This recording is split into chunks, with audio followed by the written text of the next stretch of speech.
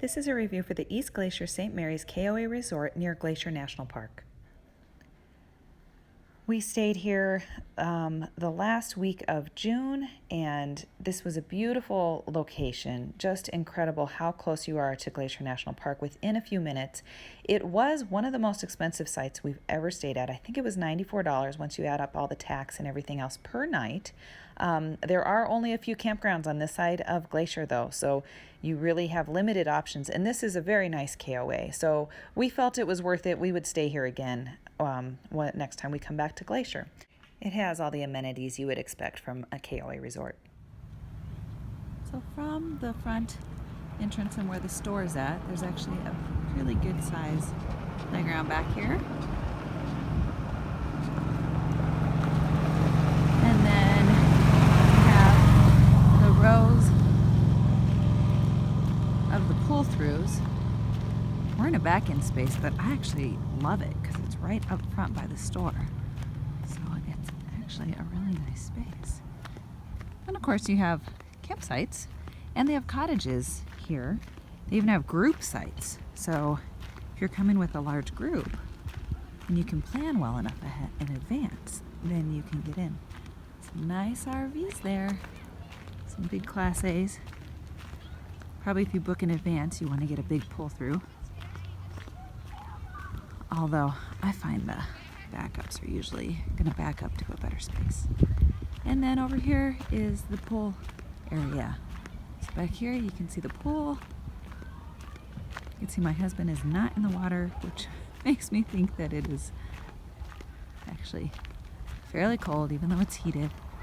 Here's a Horseshoe Pit area and bocce ball, things like that.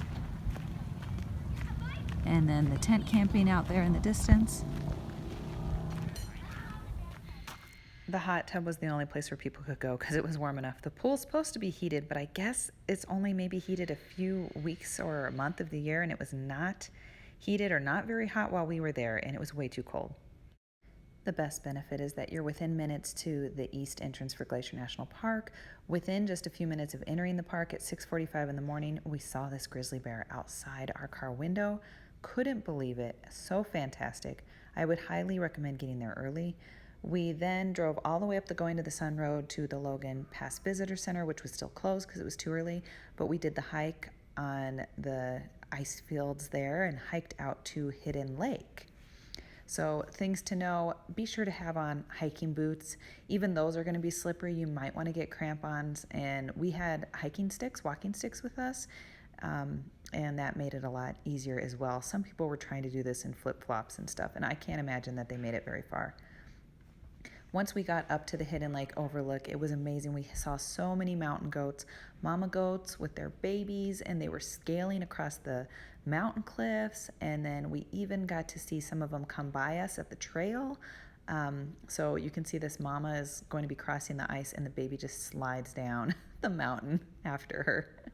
So it was so cool, and they were crossing right behind us. Now, by the time we were leaving our hiking area, a ranger had come up there and was backing people away from the trail and not letting them go past because there were mountain goats in the area. So by getting there early, we were able to see a lot of that stuff.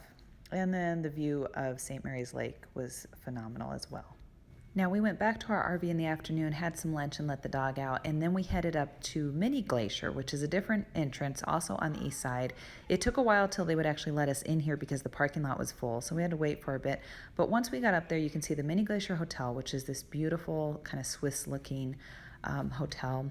And then there's a great lake there. The kids can hike around. You can also do the hiking trails and hike around the different lakes and really go all the way out to one of the glaciers. Now that's like an 11-mile hike, so we weren't going to do that with kids, but you could take a boat across the lake. They also have kayak and canoe rentals, so you can do that as well, and plenty of ways to explore the water and just enjoy this beautiful lake. The hotel also has a little cafe and restaurant and shop and stuff, so there's different things that you can see at the hotel that make it kind of interesting to visit. So I hope this review was helpful to you in your planning. If you like my reviews, please give me a like, add a comment, consider subscribing.